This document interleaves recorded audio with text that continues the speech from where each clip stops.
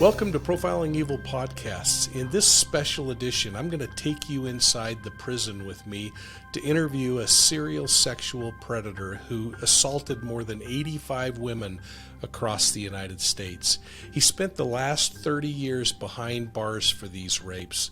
By typology, he's considered a power reassurance rapist, and we're going to talk about the victim selection process that he went through, the kinds of locations that he selected to commit these crimes, and the way that he got away with it for 30 years. Now, let's step inside the prison and talk to this predator.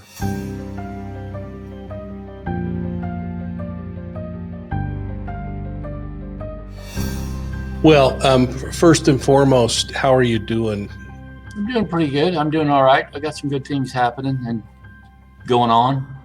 I mentioned in that letter, I'm writing a book. I mean, I've been in here 33 years, and basically that's what helped me through all this. And, and I knew I was in trouble as soon as they slapped the handcuffs on me. And I really wasn't too concerned about the worldly issues, but I was real concerned that I'm going to hell.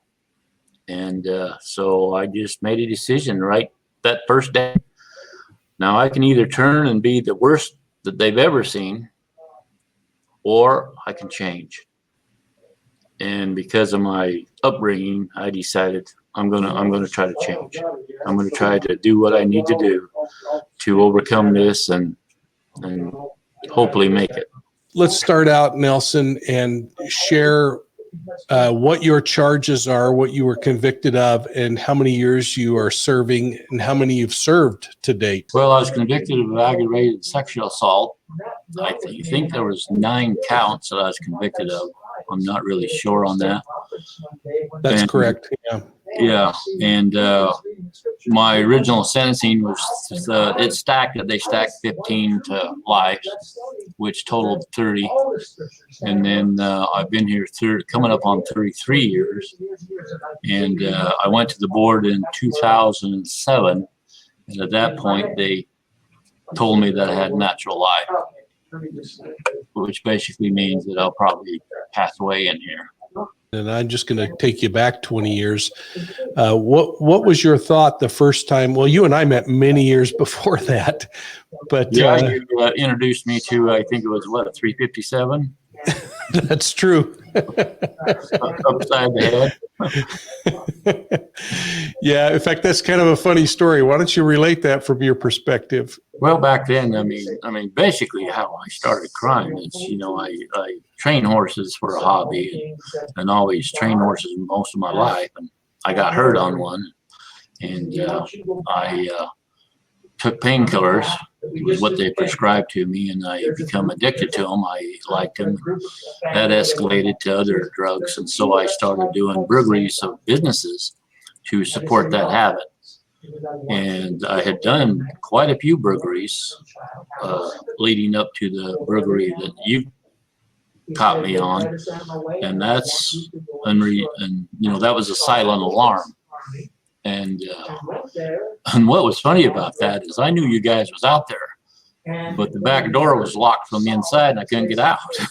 So I was in the process of trying to find an exit when you come through the front.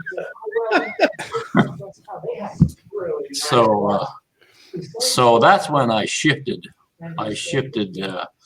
From doing burglaries of businesses to doing burglaries of homes. I don't want to blame drugs, but drugs, what's sad about that is they do work. They do make you feel different, and they do make you have a different perspective on life that's not reality. And I go to court, and I was fined $600, and that night I went and did a burglary to pay the $600. And I should have, I should have changed then, but I was just too concerned about where I'm going to get my next fix, where I'm going to get more drugs, and that was my motivation. I want to take you back to your teenage years, to something that I found very interesting, and I ended up doing, actually, I think I told you, but I ended up getting a professor in a university to do a study for me. Talk about lilacs, if you can. Yeah, in my process of doing crime, a lot of times it was in the springtime, and most almost every time I was high when I was out doing crime, and it puts you in a state of euphoria. But I remember smelling the lilacs, and my grandmother had a lilac bush in her house, and it was just the smell of them that I don't know, it just put me in a good mood in that. But now today, you know, they have them here at the greenhouse and around, and now that I smell them, it puts me right back on the streets of Ogden in the middle of the night. It made me, when you first told me that, a light flipped on, because I remember the smell of the woods in autumn during hunting season. And whenever I smell that smell today, and I haven't hunted an animal for 20 years, I think about my youth and being out in the woods, or I smell a certain smell, maybe like a mothball smell, and I think of my grandparents' house, and this powerful olfactory response that you smell a lilac and it puts you back in the hunting mode on the streets. I remember the first time I got on a work crew here at the prison after I'd been here for several years, and we worked nights. And when I never been outside at night for, you know, about 10, 12 years. That first night when we went out to work and I walked out and that night air hit me and the stars hit me, I mean, I kid you not, my heart rate went up probably 20, 30 beats, and it put me right back on the streets. And at that time I thought, geez, you know, am I ever going to overcome this stuff? Because I was not happy about all that stuff coming back into my head. I mean, you know, I've been off drugs now, you know, at that time I was a person, and my thoughts were different, my motives were different, things were different. And when them things would flash up back into me, it would, well, it actually really depressed me. And I'm thinking, geez, how do you ever overcome this stuff? So let's go back to this point when peeking through windows and fantasizing is never enough. Do you recall, or can you even put into words how you finally made that jump from fantasizing to acting out? Well, what it is in my process of doing burglaries for money or drugs, I tried to avoid taking anything else because I didn't want to have to deal with having to get rid of it or selling it or having law enforcement track it. So that was my focus, was money or drugs. And so I would, you know, I'd look through houses and that to see if anyone's there. Because when I first went to homes, I burglarized homes that nobody was there and there's nobody home. Then over the course of a few years of doing that, and then it escalated to where I would go in the home, but I would never go into a room where another person was. And then after that point, it escalated to where, I guess where the first sexual assault occurred is I went out with the intention of getting some money or drugs. I broke into a home, and when I went in there, there was a female. She looks like she had fallen asleep on the couch watching TV, and she wasn't dressed. And as I stayed there and looked at her, that's when I yielded to the temptation. If I would have just left, I may not be sitting here today, but I didn't. The longer I stayed there, the more attempt. And so that's how the sexual assault started. What were the signs that you looked for, and what could a woman today think about that might make it more difficult for someone to do exactly what you did? Well, for one thing, most women that in their vehicles, they will hang something from the mirror. I mean, you got a little, you know, stuffed animal or something that a guy would not hang from his mirror that represents a female.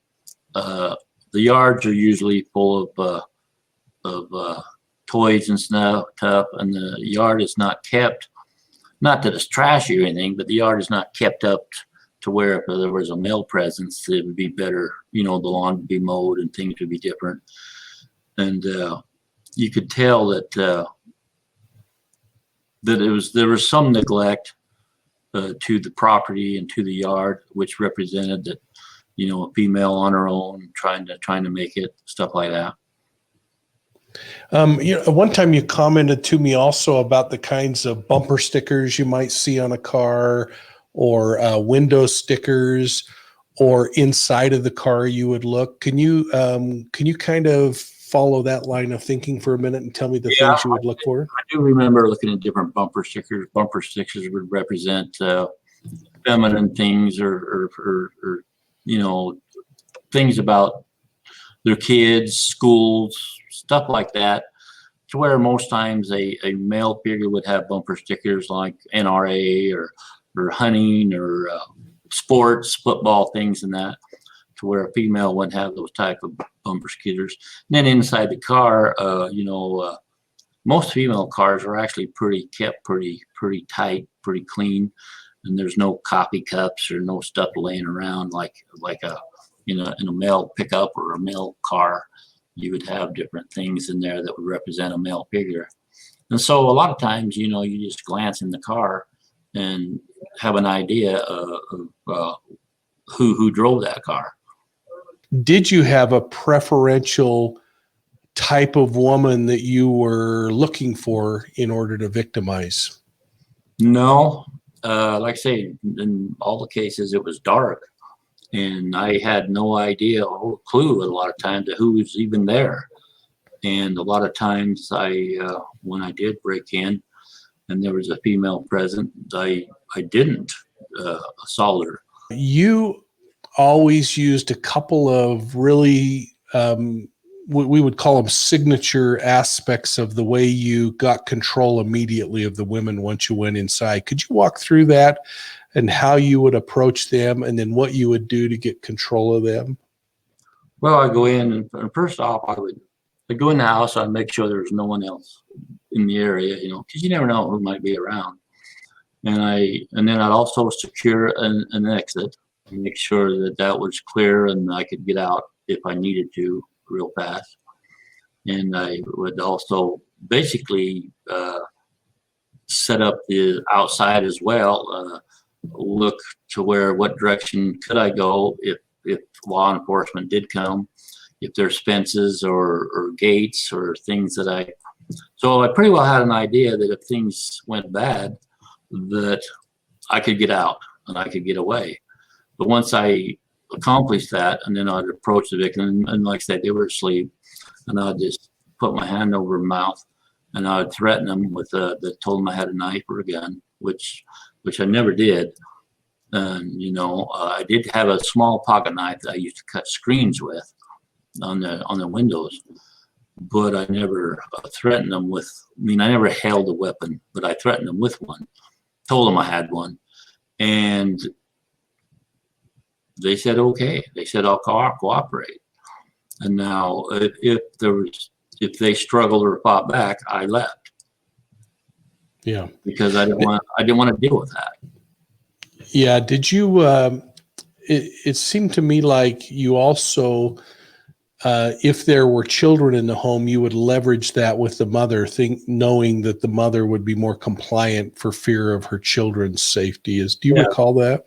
Yes. Later on, as it progressed, I would use their children against them, because I knew a mother would do more for her child than she would for herself. And that seemed to, work, and they said okay. And so, as I did that, it was, that was later on at the end of my crime spree. Yeah. That I could feel myself progressing to be more bold, more tolerant, and it was just escalating. One thing I remember we discussed was that you found that the women were more frightened of a knife than a gun. Can you talk about that? Yeah, it seemed that I don't know. I just found that in my threats that that's just the way they responded. Why? I don't know.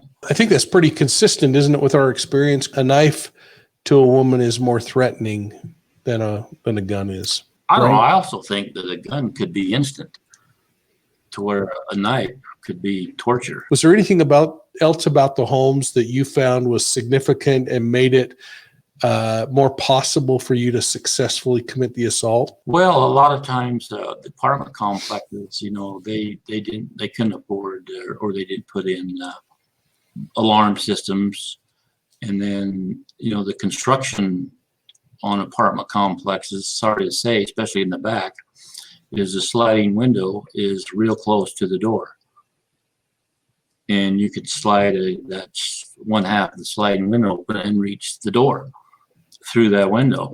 I mean, those types of homes that was basically like low income homes that had those type of windows and those type of construction, it was easier to access. Like I think I mentioned once that when people put a deadbolt on a door, they put it at door knob level.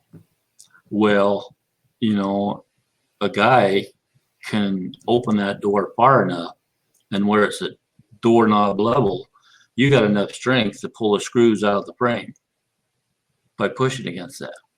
However, if you put that chain lock above, right about 2 inches from the top of the door, you took away all my leverage. You'd reach up as high as you can reach and then try to push. You have very little strength. I found out that a lot of people will put a steel bar in their sliding track of a sliding window to lock that window. Well, I can go to Intermountain Farmers and buy a cow magnet and pull that steel bar up and out of that track with a magnet very easily. Wood ones work better, but I also, in fact, I did this actually in a business that they had a wood thing in there. And so I shot a BB gun through the window into the wood and then used a magnet to remove the wood. But I found what works best with sliding windows is go outside your house, open your window far enough. If you can't access the door, open the window far enough to where you can't reach your hand in through there to where the door and reach the doorknob. And then put a screw through your track, top and bottom, that will block that window. And there's no way I can get that screw out of there. And there's no way that will come apart. Most of your victims, you didn't have to break into the home. And since we're on the topic of windows, let's talk about why that was. Well, a lot of time it was in the summer. It was warm. The windows were open. They had a screen on them, but the windows were open. And that was, easy access. I mean, a lot of people didn't have air conditioning. They had swamp coolers, but them things didn't. So a lot of cases, the homes was unlocked. A lot of times the doors was unlocked. I mean, if I was, telling somebody on how to protect your home, and what is amazing, as I went through Ogden, your communities has a heartbeat. I mean, you can walk through there, the same lights will come on at the same time, the same things will happen at the same time, the same people will leave at the same time, day after day after day. And it even narrows down to per street. I mean, that street basically has a heartbeat. It functions the same every day. And what I would suggest is try to operate outside of that heartbeat. Try to mix it up enough to where you're not doing the same thing day after day after day, leaving a pattern and a trail. Sometimes when I was bored, I would go out and I would break into a home, wake up the person and tell them to call the cops. Because I wanted to play with the cops. And those senses taught me how law enforcement responded based on what evidence I left. I want to explore that just a little bit, Blaine. You also spent time going through people's mail and other things to try to mess with their minds. Why don't you touch on that for a moment? Yeah, a lot of times I would break in and I would, I'd see their mail laying around. And what I wanted them to, it was kind of like I wanted to mess with law enforcement. I wanted to get control over the people as well.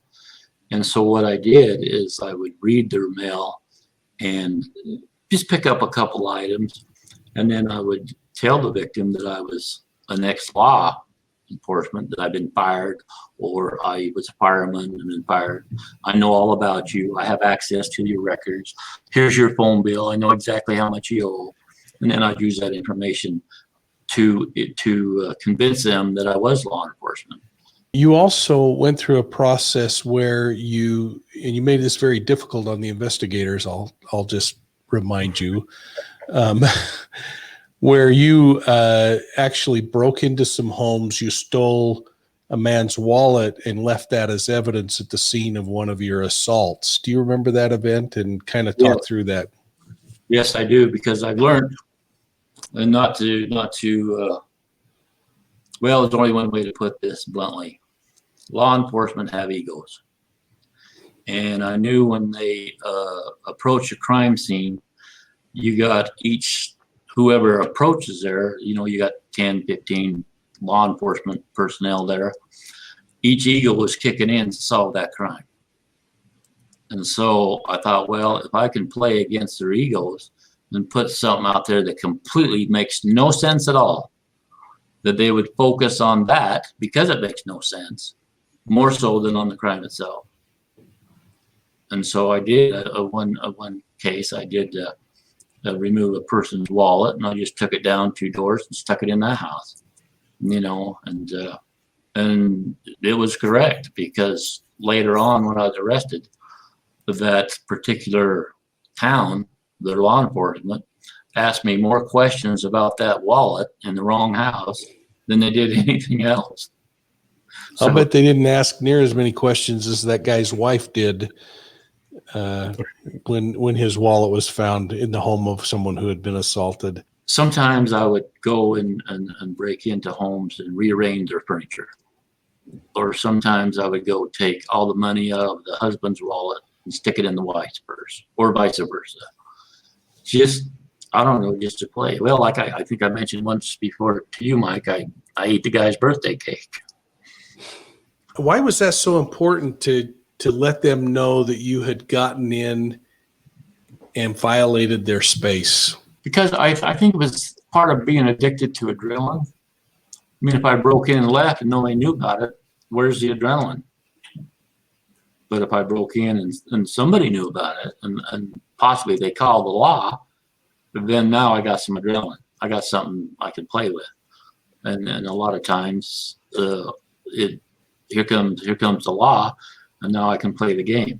Nelson, let's go back now to what you learned in the course of assaulting 80 plus women.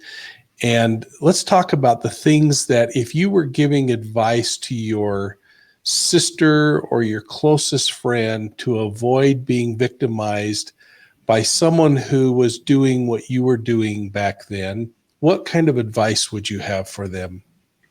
Okay. Well, the first thing I think I'd like to say to the victims and to the female population is there's nothing that you do that makes you responsible for what I did.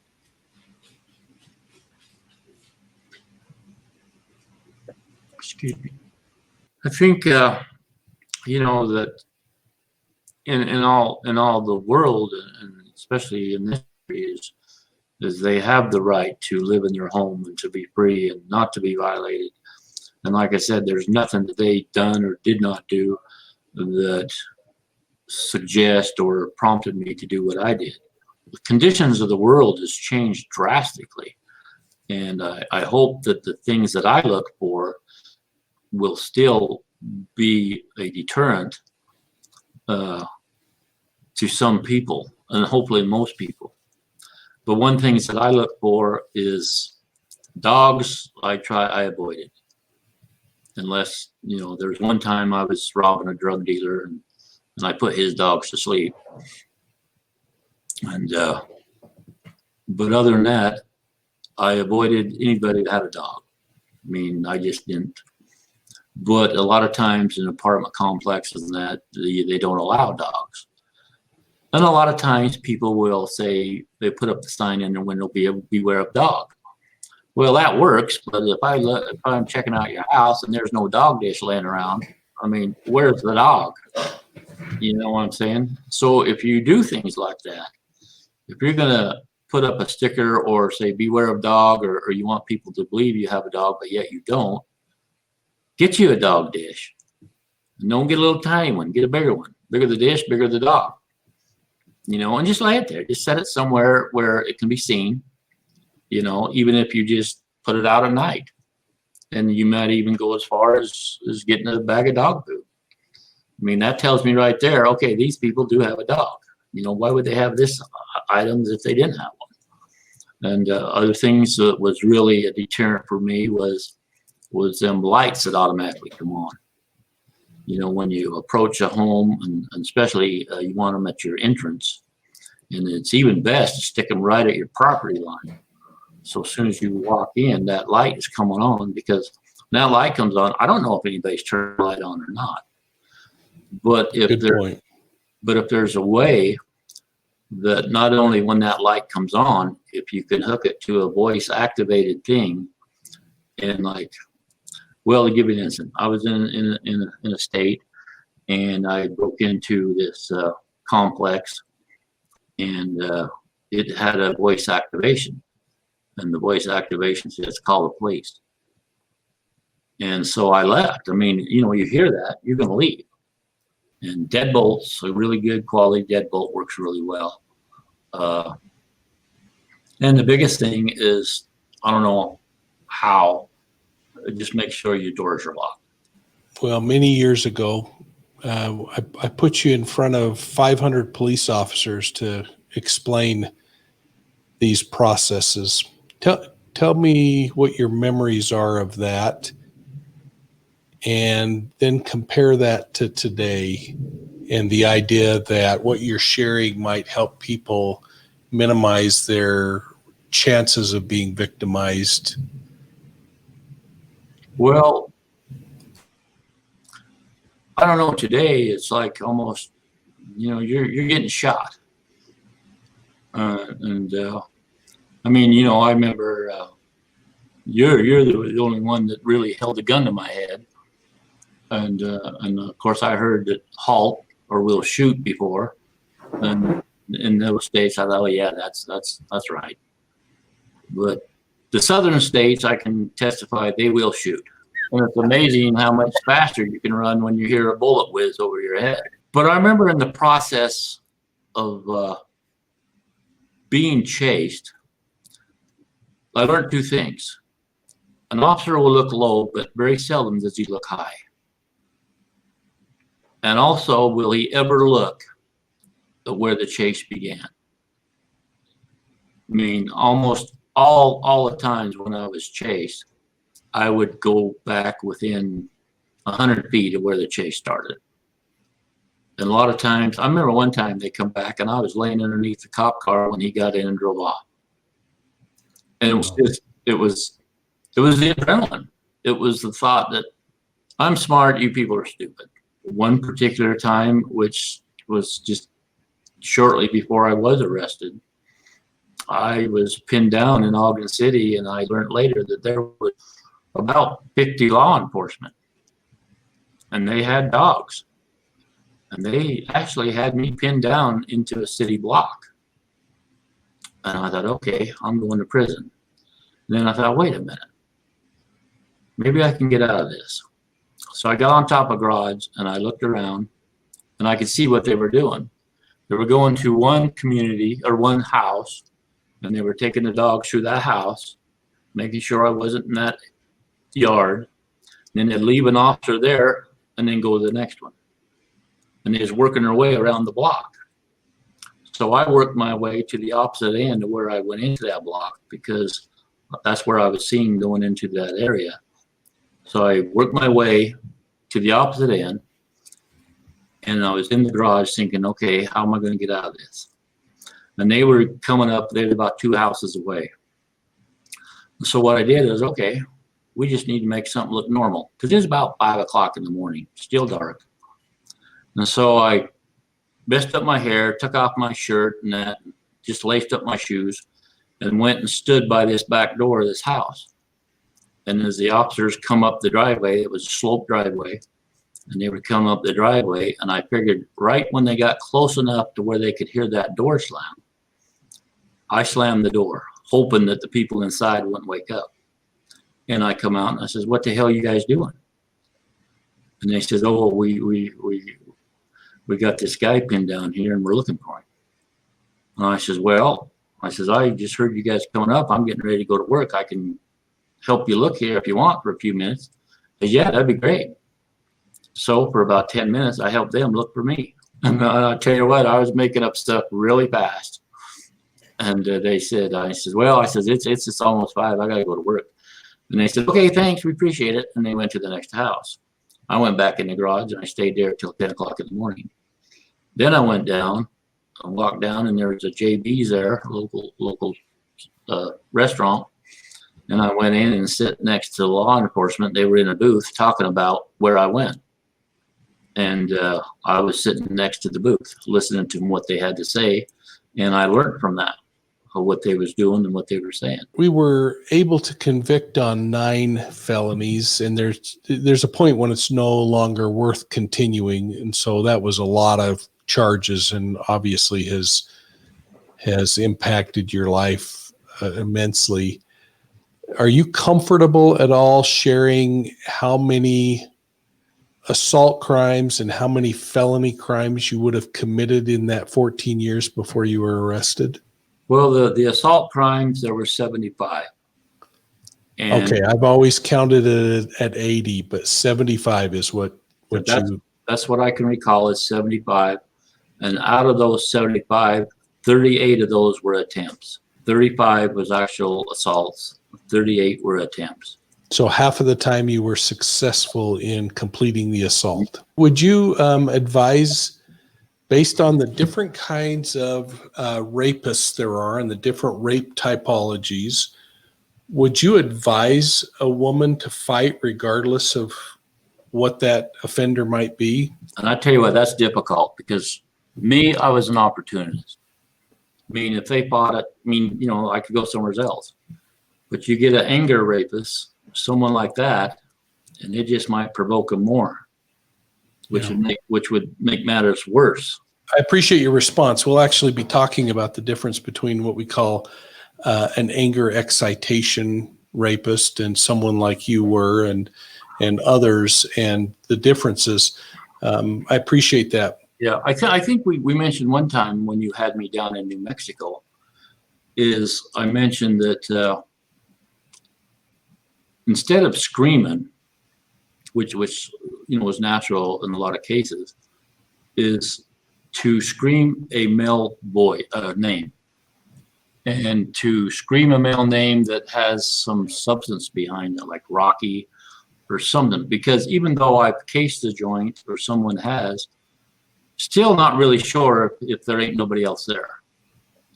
And if someone, you approach and try to assault someone and they're screaming out a male name, which represents, strength and stuff like that, I'm not really sure that he ain't there. And that was a deterrent. And I do want to clarify one thing for people that will be watching and listening to this. Blaine and I didn't go on vacation together. We actually did a process where, because Blaine was willing to help law enforcement understand the dynamics of the victim selection process, the way in which he conducted his crimes, had truly a desire to try to change and prevent these kinds of things from happening again. We actually held a number of training sessions, including one with police investigators from all across the United States that we brought into a conference. And there were probably 1,000 police officers in that room, Blaine, when we went to New Mexico. And you shared this. Tell what that experience was like for you, to face 1,000 of what was formerly the enemy and tell them how to capture you. Well, now let's start out with, I don't view law enforcement as the enemy. I view, at the time they were, but when Zimmerman held the gun to my head and got me, my first thought was, it's over.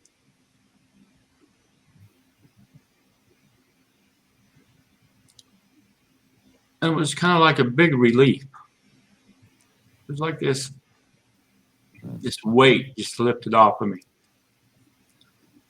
That it's done, it's over. I mean, I knew I was going to go to prison, and I was willing to do that. But it was just like, enough's enough. So, I mean, especially Officer Zimmerman, I mean, I have respect for that guy. He saved me, basically. I mean, another year, I would have either been dead or would have taken a life. So when I went down there, I mean, it was very shameful and embarrassing to sit in front of that many people and talk about sex crimes and to talk about things that I had done. But at the same time, it was kind of like a healing, kind of like unloading all this crap. And then in my mind, I thought, maybe, just maybe I can help the future. I mean, with my experiences, what I went through, sharing it with the right authorities and the right people, maybe it will make a difference. And that's the only reason I'm sitting here today. That's an important thing. And I want to just have you answer this question to kind of solidify how important what you're doing is. Have you been promised anything for sharing this testimony today of what happened and where you are? No. Have you been promised any compensation in any way? No. I was given the choice. I was given the choice to do this or not to do this. I want to give you a couple of minutes if you want to just speak, and you may have already done it at one point in this discussion, but if you want to speak to any of the victims that in aggregate that you had. Yeah, I actually would like to take a minute to let them know the first thing is this is me. It's nothing that they did or did not do that caused this. This was my decision, my choice. I caused all this. I'm terribly sorry, although I don't believe the word sorry is enough. I wished I could take it back. I wish I could, take their pain and I want them to know that I'm terribly sorry, terribly ashamed. I want them to know that I pray for them every day. And the only thing I have left in this prison that hasn't been taken from me is integrity. And I can honestly give them my word that I would never harm another individual the rest of my life, including in prison. I hope you found value in this podcast interview that we've conducted today from within the walls of a prison. The purpose is simple. It's not to frighten you. It's to empower you with more information. We learned about the victim selection process that the power reassurance rapist goes through, the types of locations he selected for his particular crimes, and the way he got away with it. But most importantly, I hope you walk away with empowered feelings of how you can reduce your own risk of being victimized. Thanks for your support of Profiling Evil, and thanks for all that you've done to help us grow. We'll see you at the next crime scene.